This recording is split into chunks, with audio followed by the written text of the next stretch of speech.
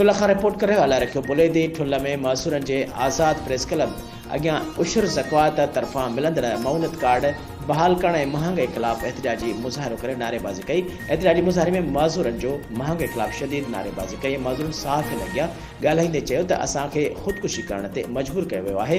महांगाई ते कंट्रोल कयो वञे।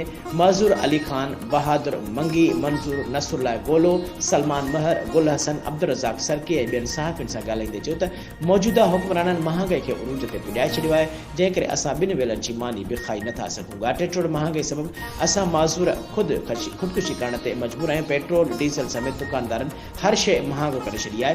मुज़ाहिरीन सिंध हुकूमत समेत DC जैकमाबाद खां पुरज़ोर अपील कई त महांगाई ते कंट्रोल करे असां मज़दूरनि खे रिलीफ ॾिनो वञे। ॿिए सूरत में सख़्तु एहतिजाज कयो वेंदो ऐं उशर ज़कात तरफ़ां मिलंदड़ मुआविनत कार्ड बहाल कयो वञे। पाकिस्तान बैतुल माल तरफ़ां मज़दूरनि खे मिलंदड़ ख़ुसूसी ग्रांट ॾिनी वञे।